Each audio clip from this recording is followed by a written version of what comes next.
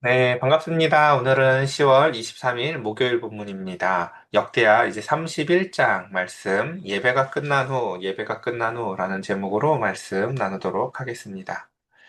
자, 우리가 이제 어제 그 6월절 행사 이야기를 30장에서 살펴봤습니다. 그래서 그 이야기의 핵심적인 이제 좀 특이한 이야기는 뭐였었냐면은, 이제 뭐 기간을 한 달 늦춰서 지키고 그거 다 좋았는데, 그 뒤에 그 백성들이 그 예배의 감격에 빠져서 그것을 7일 더 연장했다라는 이야기들이 어제 이야기에서 굉장히 중요한 이야기였죠. 그러니까, 어, 우리가 의무적으로 하는 것과 자발적으로 하는 것의 차이를 우리가 늘 알잖아요. 어떤 일을 해보면, 그쵸? 일 시켜보면 알잖아요. 그쵸?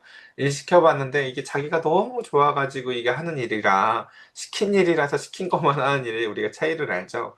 하나님께서도 그 가운데 우리가 성경에서 제가 제일 중요한 그 개념 중에 하나가 늘 자발성이라고 말씀을 드렸어요. 뭐 이거 예배도 마찬가지고, 헌금도 마찬가지고, 사랑도 마찬가지고, 그쵸? 사실. 자발적으로 할 것과 자발적으로 하지 않았을 때의 차이를 우리가 잘 알 것입니다. 자, 오늘 이제 31장은 이제 드디어 히스기야가 그 모든 것들, 이제 예배가 끝났어요. 예배가 끝났어요. 여러분들은 예배가 은혜로운 예배가 끝나고 나면 무슨 마음이 드신가요? 히스기야에게 있어서 제일 중요한 것은 무엇이냐면요. 이것을 지속하고 싶은 것이에요. 이 관계를 영속하고 싶은 것이고, 오늘 우리가 이제 제일 히스기야가 경계하는 건 이런 거죠. 예배를 잘 드렸어요. 그리고 이제 성도들이 나가면서 뭐, 끝날 시간이 끝난 줄도 모르고 더 예배도 은혜도 누리고 가요. 근데 이러고, 와, 오늘 참 예배 은혜로웠어. 우리 다음 주에 만나? 하고 끝나는 걸 제일 경계했어요. 히스기야는 그것이 그들의 삶에 영속적으로 영향력을 미치고 그 가운데서 지금 이 가운데서 우리의 삶에 그러니까 예배는 이제 성공했지만 삶의 예배 가운데에서 제거해야 될 우상들과 그 가운데서 그들이 갖고 있어야 될 이 영속해야 될 정신에 대해서 살펴보게 됩니다. 여러분들은 예배를 성공했을 때들이 기억이 나시나요? 정말 내가 그때 은혜 많이 받았는데, 내가 그때 참 정말 뜨거웠는데 했던 시절이 기억이 나시나요? 그때 예배의 감격 뒤에 우리는 무엇을 했나요? 사실 그것을 여러분들 돌이켜 보셔야 돼요. 내가 그때 그렇게 은혜 받았다고 했었을 때 교회에서 예배 은혜 받은 거 말고 이제 그것이 끝난 다음에 그러면 그것이 우리의 삶에 있어서 어떤 방식으로 드러났었는가를 우리가 오늘 살펴보았으면 좋겠습니다. 저는 예전에 말씀드렸듯이 중학교 1학년 때 이제 교회에 가게 돼서 예배 은혜를 받고 제일 먼저 들었던 마음이 뭐였냐면은 일주일을 어떻게 하게 기다리지였었어요.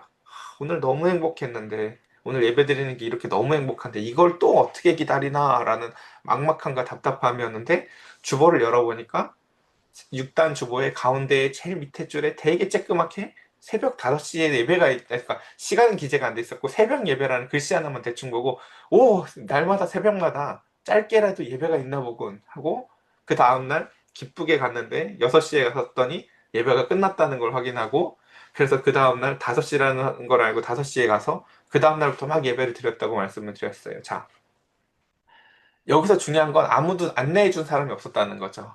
그냥 혼자, 그쵸? 그 가운데서 일주일을 어떻게 기다려 하고, 그 가운데에서, 그냥 또 새벽 예배라고 하니까 뭐 6시보다 일찍 드리겠다는 내 상식선에서 새벽에 가봤더니, 그거보다도 더 일찍 모이는 정말 이상한 사람들이 있다는 걸 확인하고, 더 일찍 가봤더니, 그러니까, 혼자서 목말라서 갔기 때문에, 이제 새벽 예배 때 제가 말씀드렸잖아요. 그냥 예수님은 포도나무고 우린 가지입니다. 이 한마디로, 그쵸. 일주일도 먹고 살았다고요. 너무너무 행복하게. 그것처럼 그 가운데, 그리고 그것이 그렇기 때문에 삶에 있어서 그 예배로 끝나는 것이 아니라 삶에 있어서 그것이 하루 종일 마음의 즐거움과 기쁨이 되어져서 삶의 양식이 되어져서 삶에 있어서의 수많은 영역들에 영향을 미쳤었는데 오늘 그 이야기를 좀 살펴보려고 합니다. 자, 1절입니다. 오늘 본문이 좀 길어요. 그냥 일단 쭉쭉 읽어야 될 것 같아요. 이 모든 일이 끝남에 이 모든 일이 뭐죠? 6월절을 다시금 그러니까 무너졌던 이제 그 히스기야가 한 일이 그거잖아요. 아하스가 다 망쳐놨었는데 닫혀졌던 성전문을 열어 제끼고 모든 것들을 재정비하고 청소하고 오랫동안 다시 지금 정리하고 버릴 것들 버리고 제도를 정비하면서 그 가운데서 드디어 이제 그 오래 그동안 우리가 잊고 지냈었던 하나님이 그 가운데서 우리에게 베풀어줬던 6월절의 식탁을 다시금 회복하는 일들. 온 나라에 파발을 보내고 그 가운데서 무시하는 사람들도 있었지만 그 가운데서 하나님이 예비하신 자들이 그 자리에 와서 그것을 지키는데 그 예배의 감격에 빠지는 거죠. 그러니까 이걸 저도 한번 상상해 봐요. 지금은 제가 교회에서 잘 머물지 않으니까 그렇지만, 만약에 목회자가 좀 교회에서 머무는 시간이 오래 있고, 그 가운데서 예배를 준비하는데 좀 더 많은 시간을 할애한다고 생각해 보자고요. 그리고 그 가운데서 작은 교회지만 열심히 전도를 해요. 근데 우리가 생각지도 않은 정말 주변에서 교회에 가본 지 오래됐지만 그럼에도 불구하고 교회를 찾는 사람들이 사실은 있거든요. 그러니까 서로 말이 달라요. 요즘에 교회가 성도 없다고 난리지만요. 사람들은 물어보면요. 교회는 가고 싶은데 갈 교회 없다고 해요. 사실은요. 그러니까 이게 서로 그렇죠. 그러니까 그런 그 신명이 목마른 자들이 그 자리 가운데서 모여서 함께 같이 거룩하게 예배를 드리는 그 감격을 생각해 보시면 좋을 것 같아요. 그러니까 우리가 지금 후원하고 있는 그 출판사도 보면은 거기서 한 달에 한 번씩 그런 사람들이 예배하거든요. 그러니까 교회는 가고 싶죠. 마땅히 교회가 없는 사람들이 그 가운데서 막 그 지방에서도 와요. 멀리서까지 이렇게 한 달에 한 번 그 예배를 되게 갈망했다 와서 서로 섬겨서 늘 뭔가 식탁이 풍성하고 그런 것들을 보게 되는데 그와 같이 그 가운데서 이제 예배가 끝났어요. 그러니까 이제 그 뒤에 근데 이제 우리가 기록되지 않는 게 뭐예요? 그들이 삶이 어떻게 변했는지죠. 사실은 진짜 중요한 것은. 오늘 그 얘기를 좀 봅시다. 이 모든 일이 드디어 끝났습니다. 그러자 거기에 있는 이스라엘 무리가 나아가서 유다 성읍에 각각의 자신들의 삶의 자리로 돌아가죠. 자, 어떻게 해요? 그들이 시키지 않았는데 주상을 깨뜨리고요. 아사라 목상을 찍어요. 그러니까 지도자 한 사람이 얼마나 중요한지를 알 수가 있어요. 그 아하스라는 환경 가운데서 그 환경을 탓하지 않고 잘 준비되어져 살 것들을 했잖아요. 그리고 그의 영향력이 이제 드디어 예배 가운데에서 하나님의 마음 가운데서 백성들에게도 똑같이 이어져서 자발적으로 예배를 더 길게 드리고 그들이 이제 삶의 자리에 들어가서 제일 먼저 하는 게 뭐라고요? 자기들도 똑같이 우상을 찍어버려요. 난 더 이상 이기적으로 살지 않을 거야 라는 게으름이라는 우상을 찍어버리고요. 그 가운데서 내 눈에 보기에 좋았더라 라는 것을 찍어버리고요. 이제는 하나님이 주신 거룩한 게 보시기에 좋아요. 이 백성들에게 일어나는, 근데 그 시절이 다 어땠냐면요. 제가 예수님 믿고 마음이 즐거울 때였었어요. 근데 그 가운데서 아까 제가 이 얘기를 왜 열심히 이렇게 하냐면은 지금 이 백성들이 그 삶의 자리에서 돌아가 있어서 이제 생기기 시작한 중요한 변화 중에 하나가 뭐냐면은 이제 진짜 자신의 마음을 즐겁고 기쁘게 하는 것이 무엇인지가 먼저 확정되어져요. 그러니까 그 전에 즐겁게 하던 것들이 있었거든요. 그 전엔 이게 즐거워 보였고 이게 그랬다면 이제는 더 이상 주상이나 목상들이 자신들의 유익이 아니라는 것을 그들은 깨닫게 되어지고 그리고 여기서 또 더 중요한 부분이 어떤 부분이냐면 다음 절인데 유다와 베냐민과 에브라임과 므낫세 온 땅에서 우리 어제 시대별로 살짝 설명했지만 이때가 언제라고요? 북이스라엘이 사실 이미 이제 멸망한 상태예요. 그 멸망한 땅에 북이스라엘은 그 아수르한테 멸망했잖아요. 아수르는 어떻게 했다고요? 거기는요 그 민족 혼합 정책을 펴서요 자기들이 와서 섞여서 그냥 살았다고요. 그러니까 북이스라엘의 상황이 어땠을지 생각하세요. 이해가 되세요? 북이스라엘 종교가 이미 그 땅을 점령해서 그 땅이 그냥 혼합되어서 살고 있는 상황이에요. 근데 그 북이스라엘에서 그 파발을 받고 마음이 동하여 예배를 참석했던 사람들이 다시금 돌아갔을 때 뭐 문제나 환경이 변화돼 있어요? 안 돼 있어요? 이미 이스라엘이 망했잖아요. 이스라엘이요, 북이스라엘이. 그러니까 우리가 생각했을 때 회개는 일반적으로 다 그런 거잖아요. 망하기 전에 하는 거잖아요. 망하지 않게 해주세요. 하나님 잘할게요. 하잖아요. 근데 이미 망했다니까요.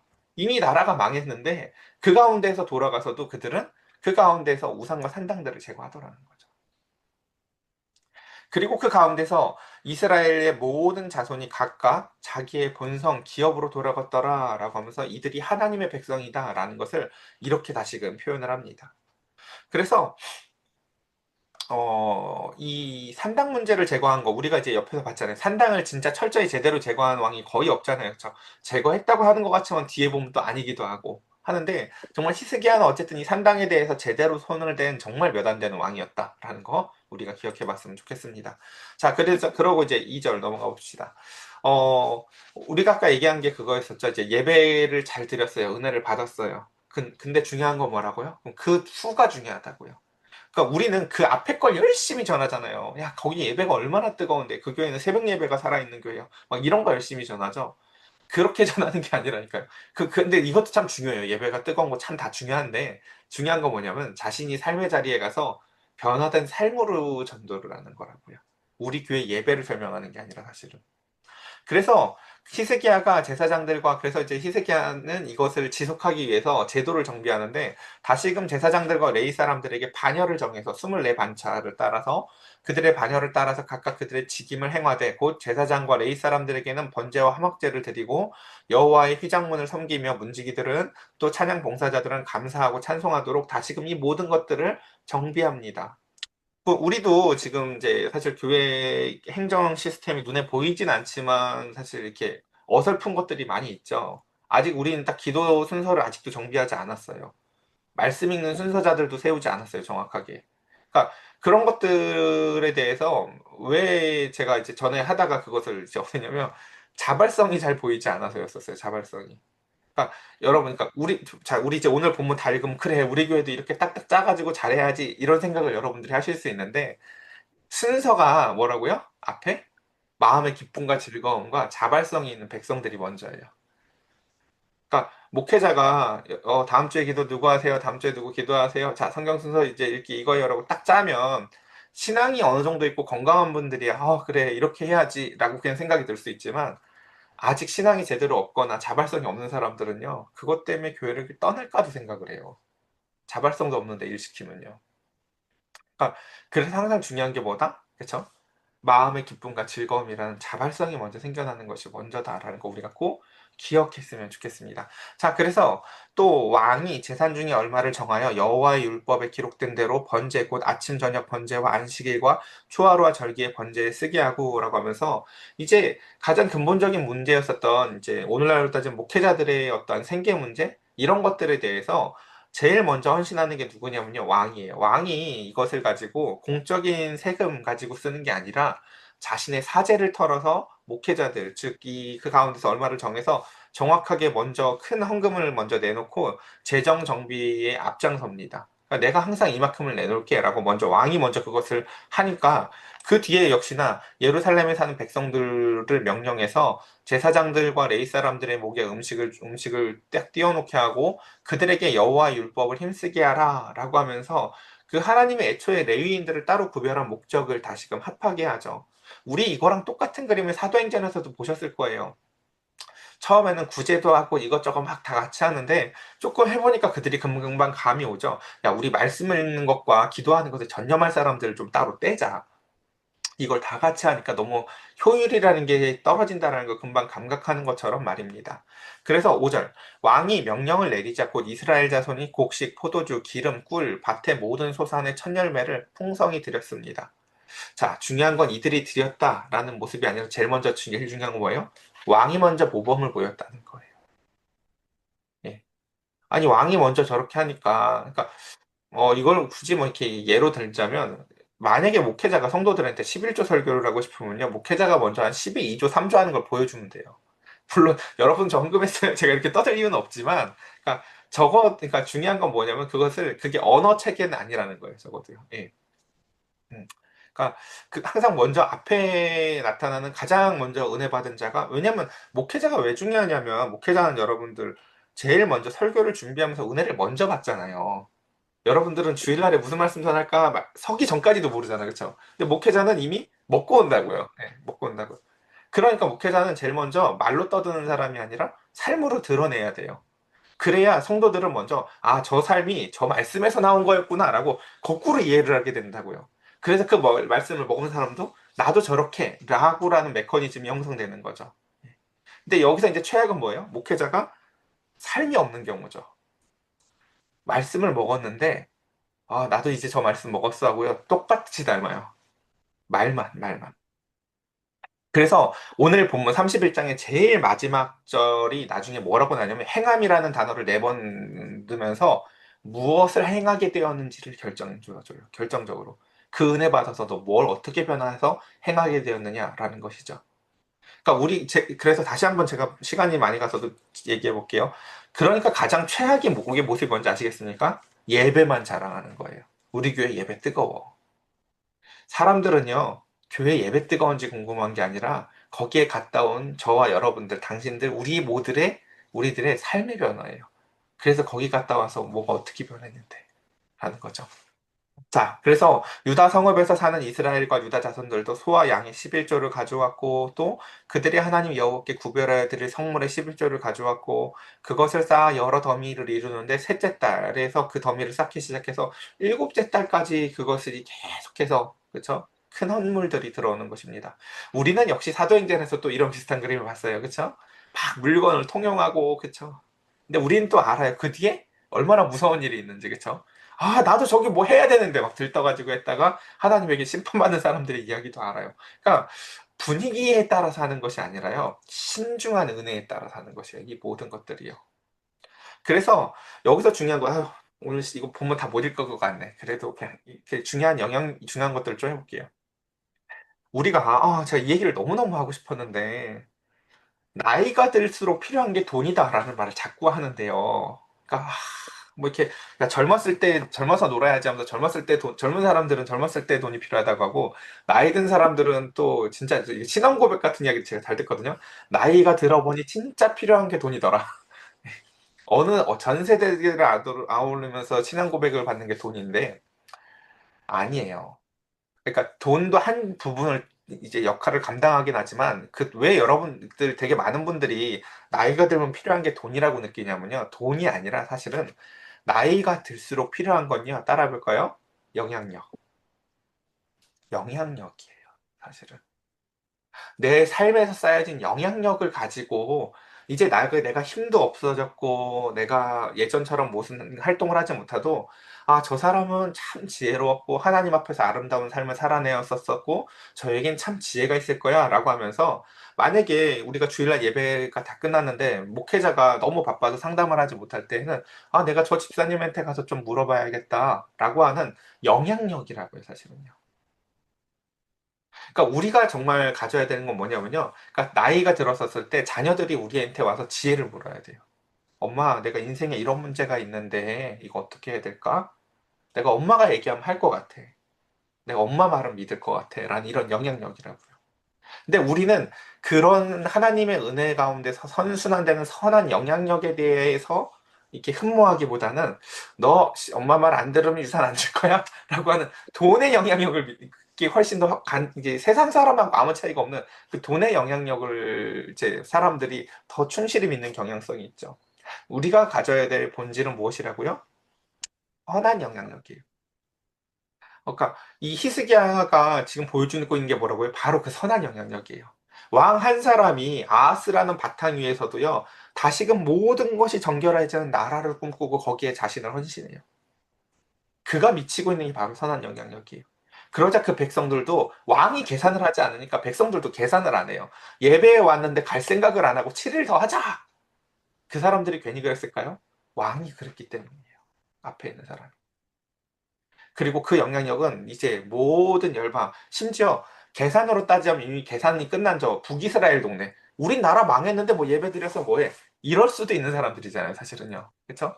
그들까지 와서 이미 망해버린 것 같은 삶의 자리에 가서도 역시 똑같이 우상을 제거하고 아수르의 영향력 아래에서도 다시금 신실한 삶을 구현해 나아가는 선한 영향력을 미치는 것을 우리는 보게 됩니다. 자, 그래서 셋째 달 그 더미들을 쌓기 시작하고 일곱째 달, 그 다음에 오늘 보면 다 못 읽어요.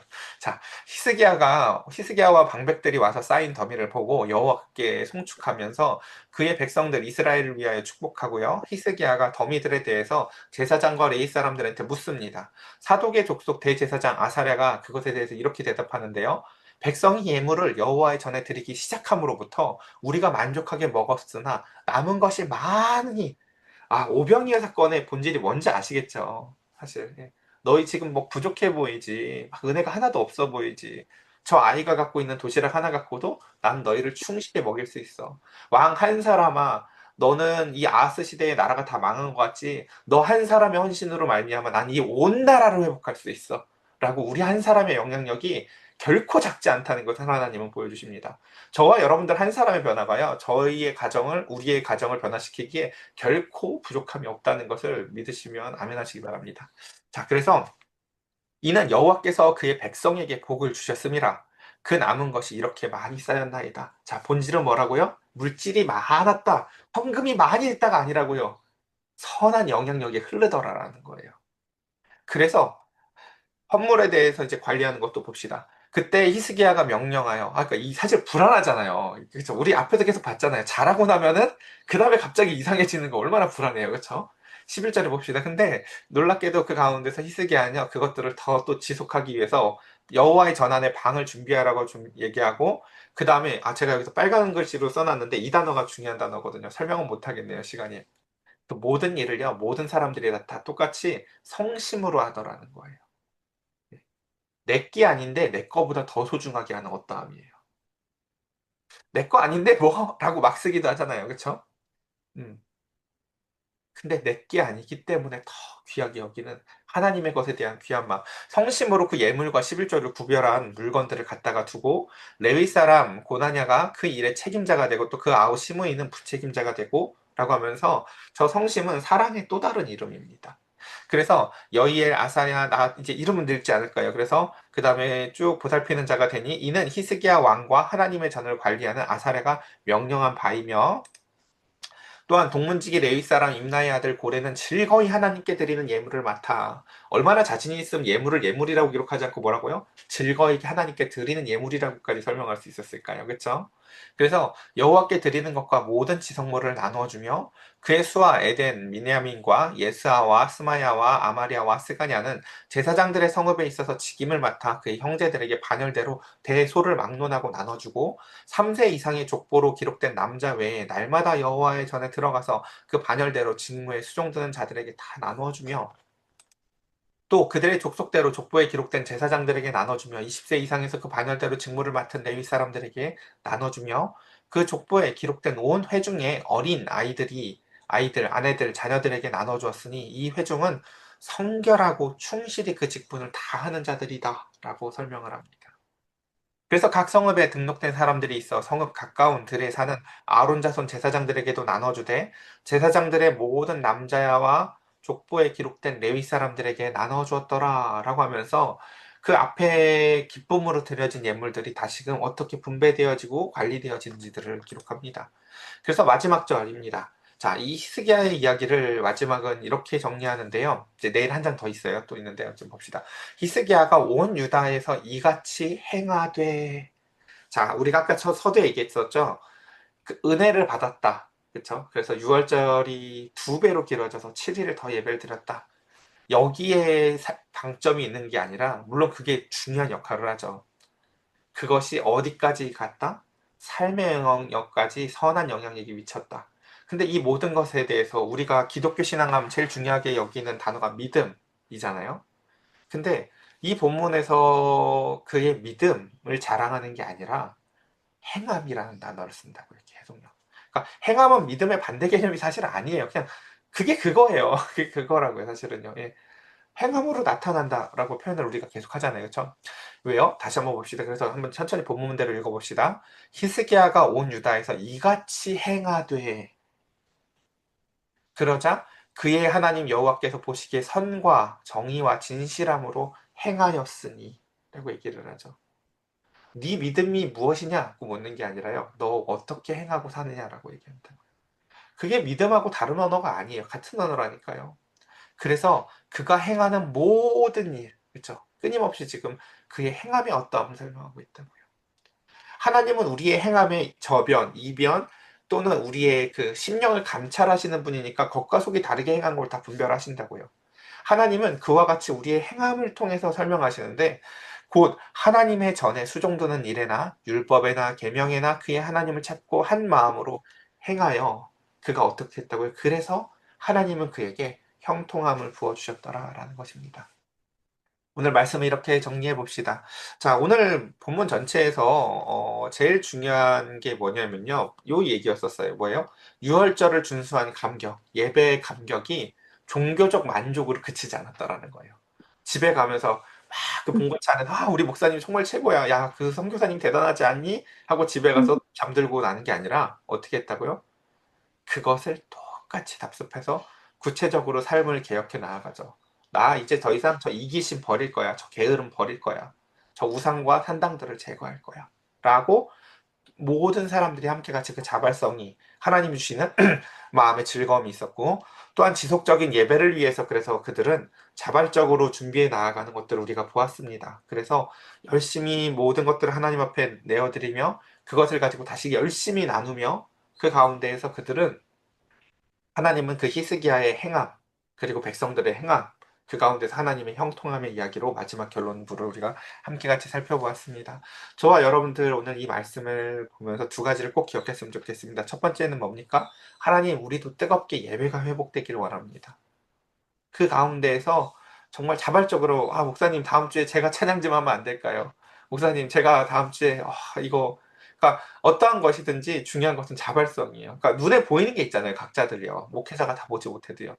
그렇게 자발성이 넘쳐나는 예배가 회복되어지기를 원합니다.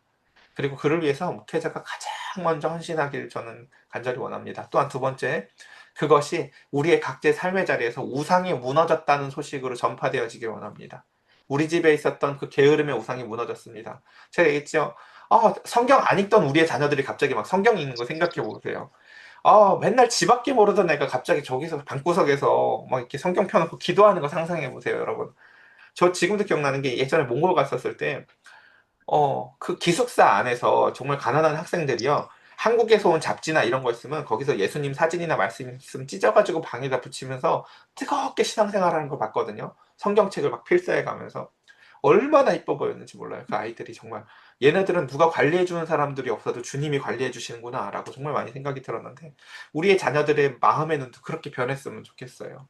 그렇게 저와 여러분들 한 사람 한 사람이 변화되어져서 우리 한 사람을 통해서 충분히 히스기야 한 사람을 통해서 나라를 개혁하셨듯이 저와 여러분 한 사람의 변화를 통해서 개혁되어지는 우리가 되어지길 간절히 축복합니다. 우리 시간 함께 같이 기도합시다.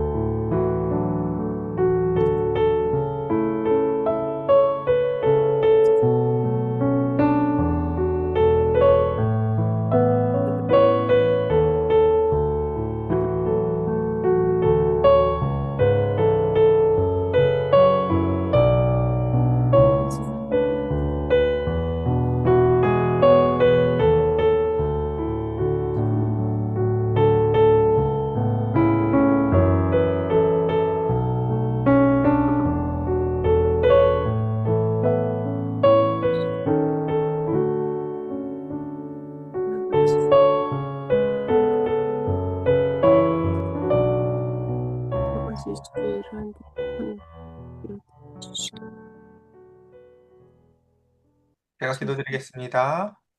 하늘 위에는 주님밖에 이 세상에 내가 사모할 자가 없습니다. 우리 사랑하는 성도들과 하나님 앞에 이 시간 말씀을 듣고 짧게나마 기도하며 이 시간 예배드립니다. 주님, 주의 말씀 앞에서 먼저 6월절에 그 식탁을 회복하고 제도를 정비하며 온 나라를 다시금 하나님 앞에 봉헌하기를 원했던 히스기야의 마음을 바라봅니다. 그들은 그 자리에 모여서 마음의 가난함과 심령의 가난함이 주님이 부어주시는 정말 영원히 목마르지 않은 생수와 같은 은혜를 입고는 7일 더 예배하자라고 하며 그들은 그 자리에서 예배를 드렸습니다. 그리고 그 뜨거운 마음을 가지고 그들은 삶의 자리에 돌아가 아세라와 모든 목상들을 다 산당들까지도 제거하며 우상들을 부수고 이제는 도저히 상상할 수 없었던 이전에는 생각해 볼 수 없었던 오직 하나님만을 사랑하는 신실한 삶으로 변화되어지는 온 나라의 개혁의 초두가 바로 히스기야의 헌신이었음을 우리는 살펴보았습니다. 주님, 어린아이의 도시락 하나 갖고도 넉넉히 먹이셨던 것과 같이 우리 한 사람의 회심을 통하여 우리의 가정을 먹이소서. 한 알의 미라를 통하여 30배, 60배, 100배의 열매를 거두게 하시는 주님, 우리 한 사람의 겸손하고 신중하고 자기 십자가를 짐으로 말미암아 온 땅이 넉넉히 먹고 남게 하실 주의 은혜를 찬송합니다. 주님, 우리 아멘. 가정이 우리 교회가 하나님, 나 한 사람의 헌신을 통하여, 나 한 사람의 희생을 통하여 하나님의 형통함으로 하나님 아버지 나아갈 수 있도록 주님 은혜를 더하여 주시옵소서. 서로 사랑하고 겸비하며 기뻐하고 즐거워하는 교회 가정이 되도록 성령님 은혜를 더하여 주시옵소서. 우리 주 예수 그리스도의 이름으로 기도드렸사옵나이다. 아멘.